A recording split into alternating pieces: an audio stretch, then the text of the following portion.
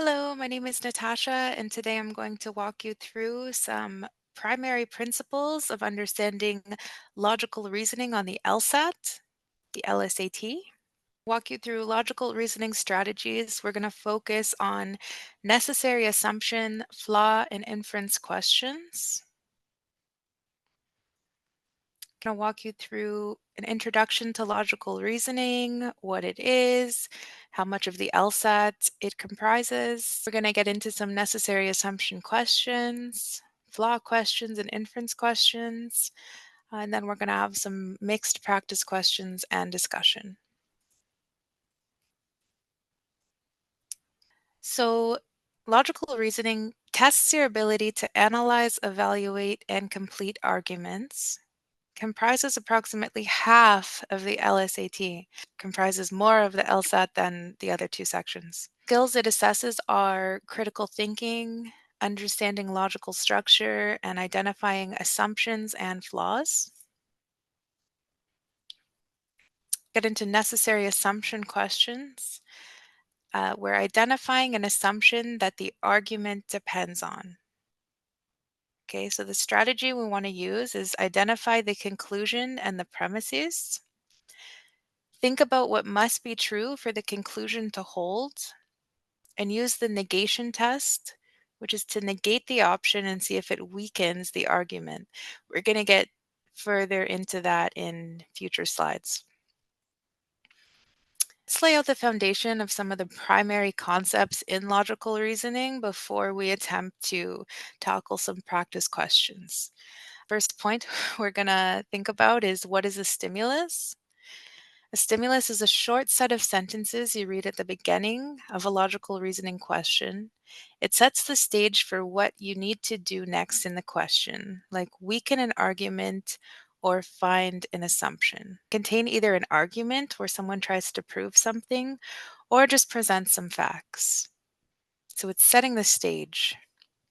Think of the stimulus as the setting of the question, the setting of the argument.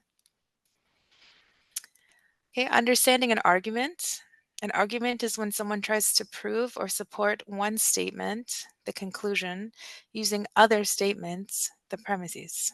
Premise or premises. This is like evidence. It's a statement, or could be multiple statements, that supports or proves another statement. So the example we're going to use here is, I have 2 dogs and they are each under 20 pounds. The conclusion. Okay, this is the main idea that the author is trying to prove based on the premises. So the example is, they are too small to make good guard dogs. How do we identify an argument?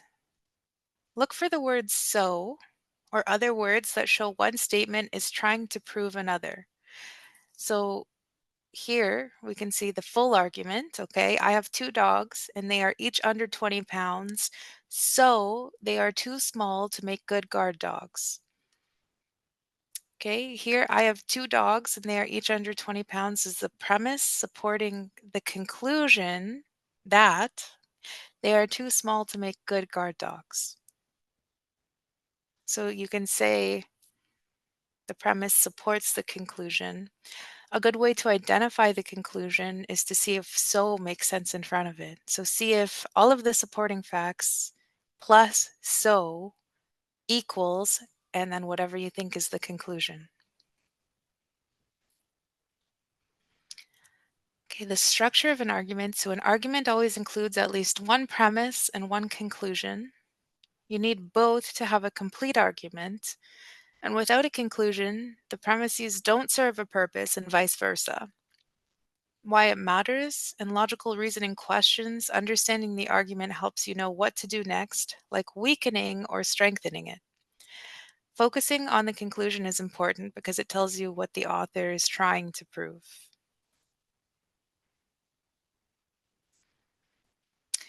Your argument versus conclusion. So the argument is the whole package, including premises and conclusion. And the conclusion is specifically the main point the author is trying to prove. So to avoid any confusion, because a lot of people mix up argument with conclusion, You want to remember that an argument is the combination of premises and conclusion. So the conclusion is just one part of the argument, okay, and the argument is the overall picture. It's important to know actually these terminologies moving forward. What is a negation? Negations are crucial for improving logical reasoning. They can be challenging to grasp initially, for sure. Okay, negations differ from opposites. That's very important. Opposites are often stronger. So it's not opposite. Okay, the example here, right? The opposite would be up versus down, and the negation is up versus not up. Okay, so an example of that would be the roller coaster went up. To negate that would not be the roller coaster went down. To negate that would be the roller coaster did not go up. So you're leaving room for other options. The roller coaster went to the left. The roller coaster went to the right. Okay. Negation alters a statement to make it false, typically by adding not. Different types of statements require specific rules for negation. And this is something that takes time to familiarize yourself with by practicing many, many questions until you start to get the hang of how to negate different kinds of statements. A necessary assumption example. Okay, so here's a practice question for a necessary assumption. The argument, all cats are mammals, therefore my pet cat is a mammal. The question is, what assumption is necessary for this argument to hold? A, my pet cat is an animal. B, all mammals are cats. C, some animals are not mammals. And D, my pet is a cat. And remember our strategy of using so.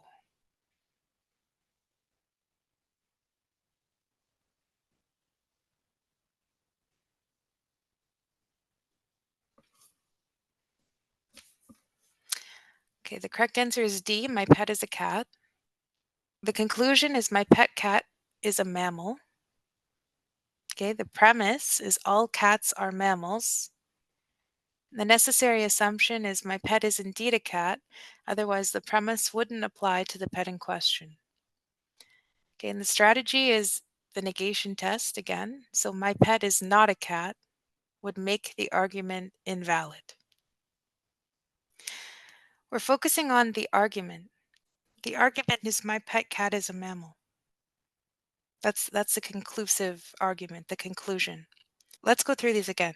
My pet cat is not an animal. Okay, we know that cats are animals, so that doesn't make sense. All mammals are not cats. That makes sense as a statement on its own, but tying it into the conclusion, my pet cat is a mammal, so we want the argument to hold. We want to prove in favor of the argument. So saying all mammals are not cats does not prove that, right? Some animals are mammals. Again, it makes sense on its own, but it's not really supporting the argument. My pet cat is a mammal. Some animals are mammals. There's no subject, right? So D, my pet is a cat. If we negate that, my pet is not a cat, it does not support the argument. It would make the argument invalid.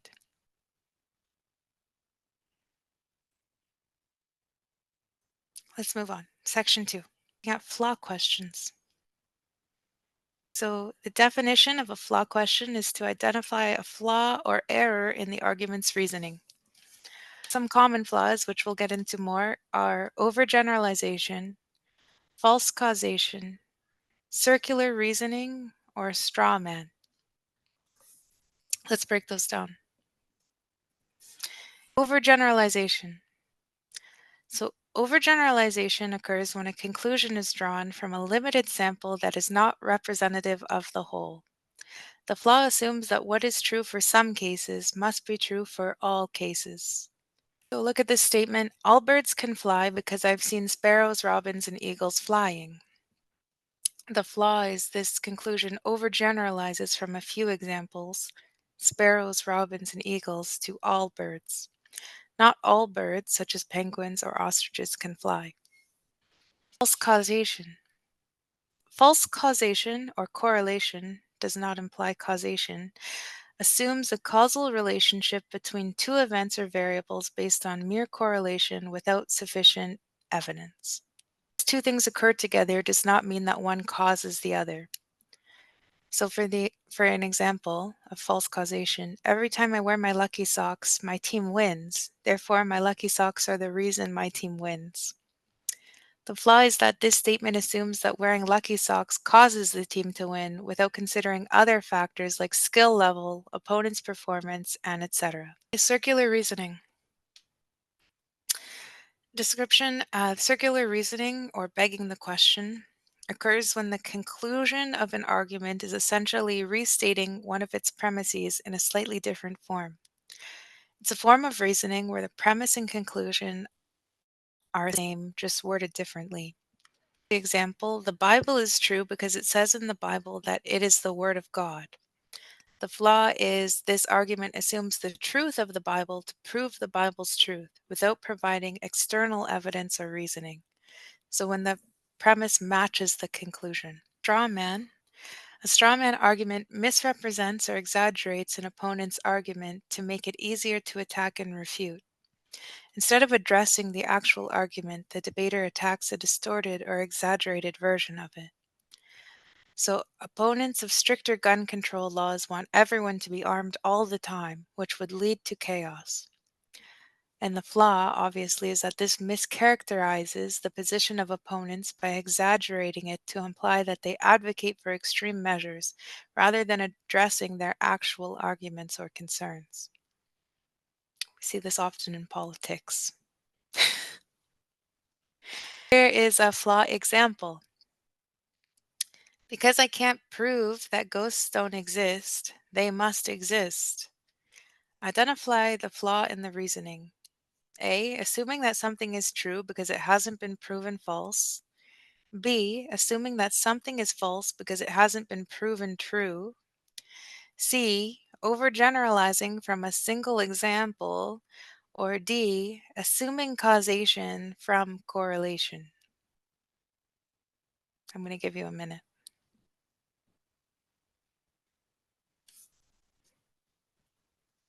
Option is A, okay, assuming that something is true because it hasn't been proven false. So it's an argument from ignorance, concluding that something is true simply because it has not been proven false. Strategy is to recognize the common logical fallacies that often appear in flawed arguments. So we went through the 4 of them. Your strategy is to recognize them so you can point out the flaw and explain why. On to inference questions. Inference determines what logically follows from the given information. So the strategy we want to use and adapt to is to read the passage carefully, identify explicitly stated facts, and determine what can be inferred based on these facts. Passage. All students in the class are required to take either history or geography. Some students take both. What can be inferred from the passage? The options are A. Some students take only history. B. No student takes both history and geography. C. All students take both history and geography. Or D. Some students take only geography.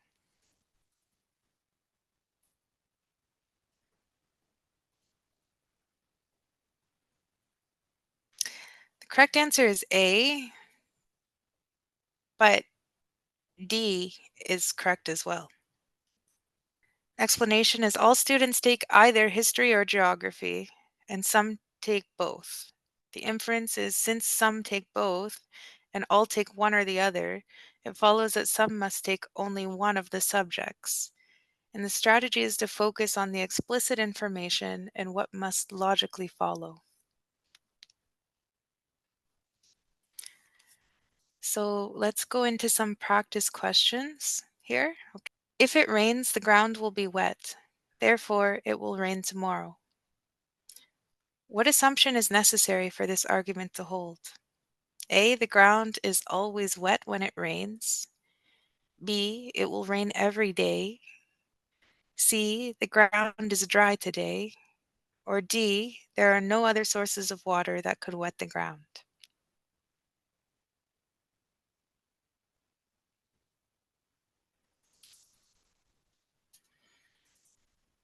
Correct answer is D, there are no other sources of water that could wet the ground. The conclusion is it will rain tomorrow.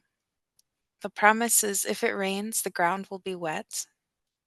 The necessary assumption is no other sources of water could wet the ground, otherwise the conclusion about rain would not necessarily follow. And the strategy is again to use the negation test. So negating option D would allow for other reasons the ground could be wet, thus weakening the argument. It's another practice question. My friend likes all action movies, therefore she will like the new action movie that just came out.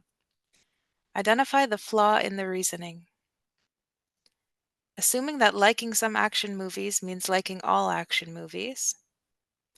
Assuming that liking all action movies means liking a specific action movie. Assuming that liking a specific action movie means liking all movies. Or assuming that liking movies means liking action movies. The correct answer is assuming that liking all action movies means liking a specific action movie. The argument overlooks that even if someone likes all movies in a genre, they might still dislike a specific movie due to various reasons. And again, we're recognizing assumptions about general liking in specific instances. Here's another practice question. Every member of the club has a membership card. Some members of the club are also members of the library. What can be inferred from the passage? All members of the library have membership cards. Some members of the club do not have membership cards. Some members of the library are also members of the club. And D, no members of the club are members of the library.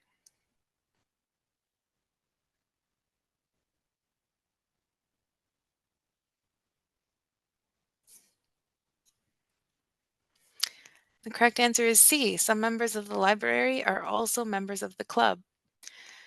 So the facts we have are every club member has a card, and sub-club members are library members. And the inference is that it logically follows that some library members are also club members. So use the information given to find what must be true without making unwarranted assumptions. End of our session for the introduction to logical reasoning.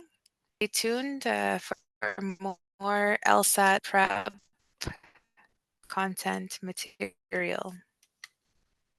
Thank you for watching.